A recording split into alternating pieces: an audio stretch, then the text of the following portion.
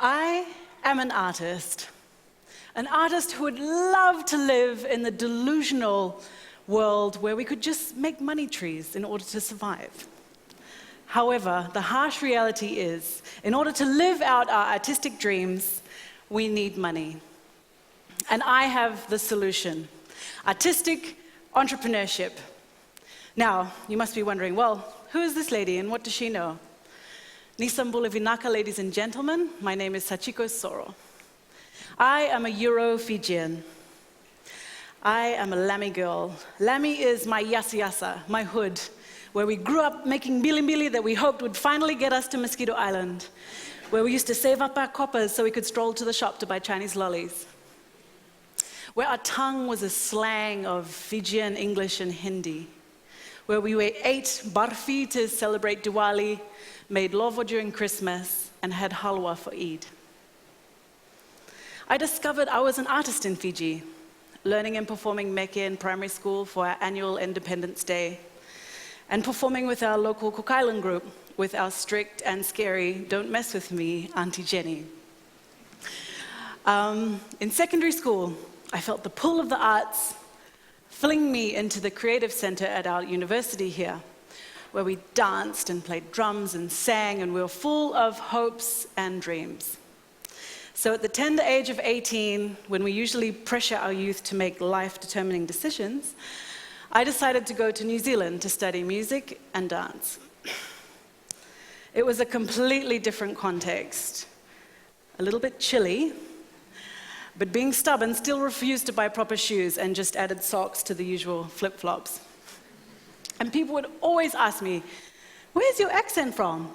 And I would always say, "I'm from Fiji." And they would always say, "You are not from Fiji."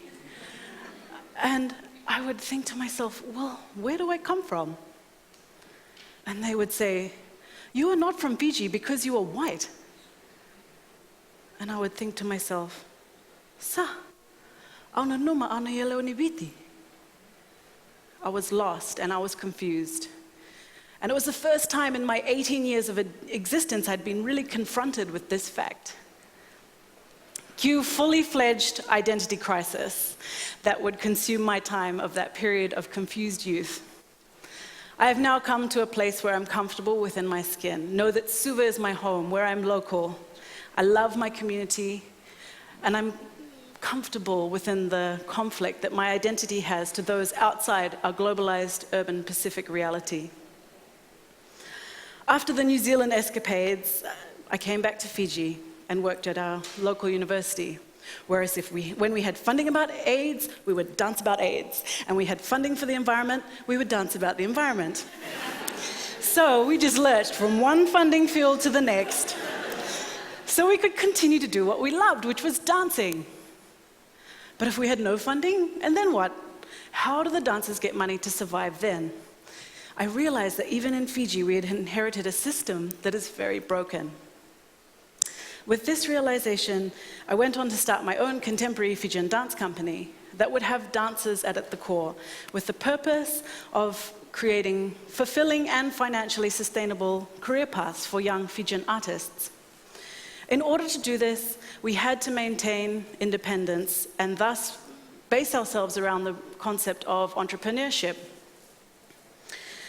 And it hasn't been easy, but having been in existence for 10 years, at least we've proved that it is possible. And we are now at the stage where over the years we've slowly built up to the stage where we have 30 dancers employed, we have 2 schools and over 250 students. So it hasn't been easy, a lot of trial and error situation, but it has definitely been rewarding.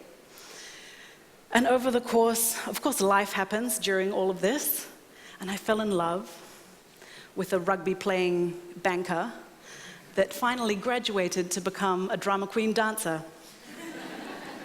And I fell pregnant, as you do, and I held my tummy and I said, "Hello there, Baba.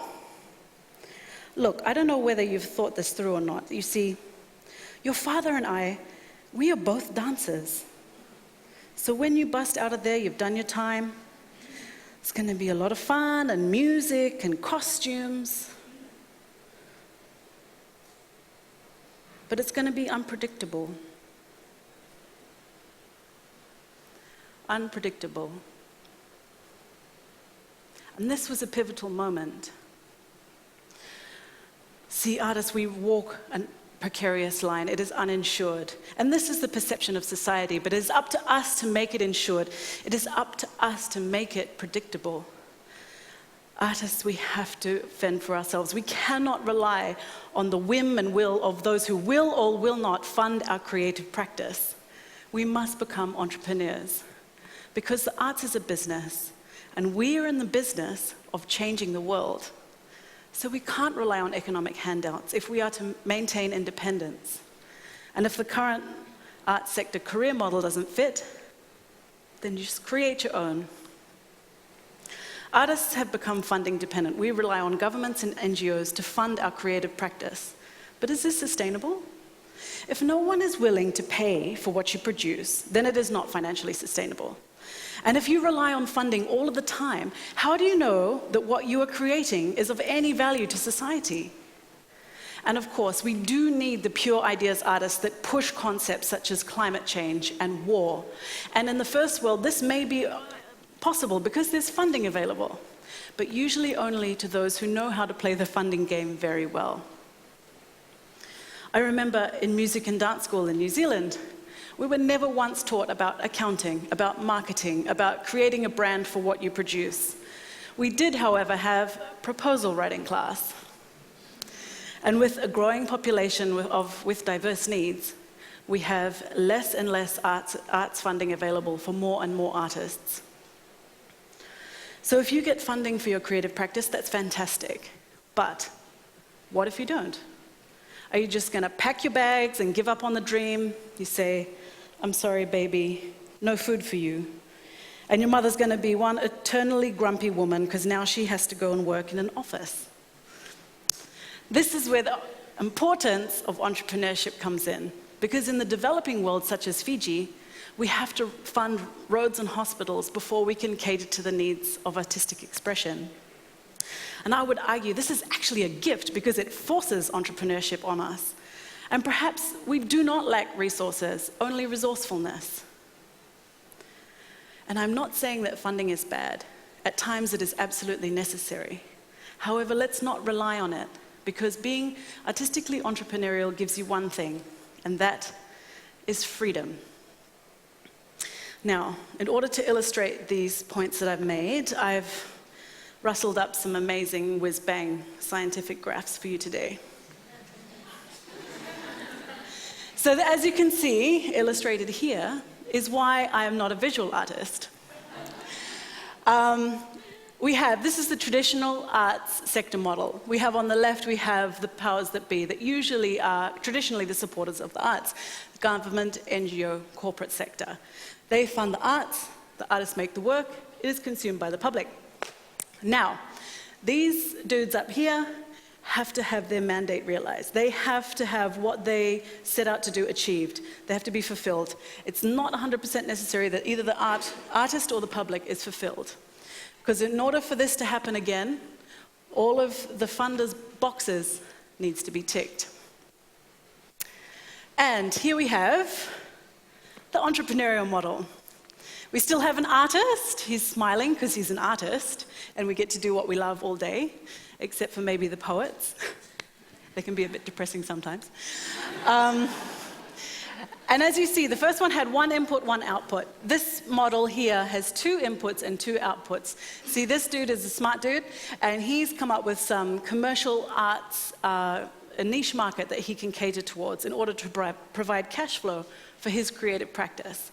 And the government NGO corporate might want to jump on this bandwagon too and fund him, but if they don't, that's okay, he can still survive. And with both sources of income, he can also go on to make the artistic work that he wants to make and communicate the ideas that he wants to communicate. Cha. So, for example, with what we were doing, in 2013, we had a really good idea. Well, we thought it was a good idea. Apparently, other people didn't think it was a good idea. And we were looking at urban drift, and we was like, man, all of us we're from Suva. And at some point in time, either our parents, grandparents, great-grandparents, great-great-grandparents moved to Suva. So what effect is this having on the loss of cultural knowledge? this urban drift, and we were curious and we were worried about the loss of cultural knowledge within Fiji. So we went to the funders that be, and we went and we said, "Hi guys, so we are worried about the loss of cultural knowledge, and we are interested in researching how the effects of urban drift on cultural knowledge." And they said, "No. No, no, no, no, no. We have funding for women, and we have funding for the environment. No urban drift." And we said, well, see, those issues are really important as well. But see, what we were really curious about is like the effect of urban drift on cultural knowledge. And what if we reverse the urban drift and seek knowledge that way rather than coming to Suva? And they said, "We regret to inform you, but at this time your application has been declined." Translation, a big X from the judges. Luckily, we were a little bit resourceful enough to have put aside some commercial dance revenue and had a small grant approved to be able to push on with the research and development of this project. And it's a good thing we did, because this piece has now since toured the world and been seen by thousands of people. In this photo, you can see 4 of the choreographers that went on this research trip who developed the work, alongside 4 female dancers as well. It's a traditional Fijian warrior running through an urban Suva cityscape. So, in order to communicate this, I've developed a crash course in how to become an artistic entrepreneur. I call it Map It. Now, it's just like a map. You write it down, it's a plan, tells you where to go. And just like a map, you can start anywhere. So let's start with the idea. So what are your skills? Let's use the same creative skills that you have to make amazing paintings and music and dances, and develop innovative products that can cater towards a niche market. Team. Build your team, your network. And once you have an amazing team, you empower them, and you believe in them, and then they believe in you. Marketing and branding, very important. There's no point in being the world's best origami craftsperson if nobody knows about it. Accounting. There are so many artists that are like, "No, I cannot do it. I cannot do this numbers business. I will not do it. I am an artist. I just create the art." But that is rubbish. And if you can learn how to tap dance, you can learn how to work an Excel spreadsheet. Pay. Please pay your artists. They are professional. It's not like they wake up one morning and they're like, "You know what? I think I'm going to become a concert pianist." No, it is a lifelong calling. And this is twofold, because sometimes us artists, we look at other artists as competition, and we're like, but this is wrong. It is essential that we unify and work together so that we can raise the platform together and demand fair payment for the services that we provide to society. Artists, it is so important that we do this, because we grow the next generation of open-minded thinkers with each brushstroke, note, gesture. We are responsible for holding a mirror to society, to make commentary, to force us to think and question the unthinkable and the unquestionable. Who can inspire us to pick up the pieces after disaster strikes? Who can heal a broken heart after a loved one has walked out the door? Who can carry us when we have been struck with grief? Who can push us when we need to be filled with courage? An artist can do this. To dance and sing and paint. It is a valiant act and an honor. Who inspires those curing cancer and those on the front line to go on? In this computer age of detached relations, screen segregation, who gives us the experience to remind us that we're human? Artists have been at the forefront of every epic era. What symbolizes decades gone past? The music, the fashion, it remains. Who is brave enough to speak the truth about what is happening in our society? Art is a language that requires no translators. It reaches through borders and oceans and connects the world. Art is a footprint of all people, all cultures, and all time. The rebels of every period challenged us to look at our values and pushed us into the next period of our existence. A doorway to the past and the present and the future. Artists tell us stories to help us make sense of the world. Art can transport you to different places and cultures. And great art can help you look within yourself, allow you to see truth. So artists, it is our duty to go on. Let us be sustainable. Let us be entrepreneurial so that we may be prosperous in order to serve our society. Dua, rua, tolu, va.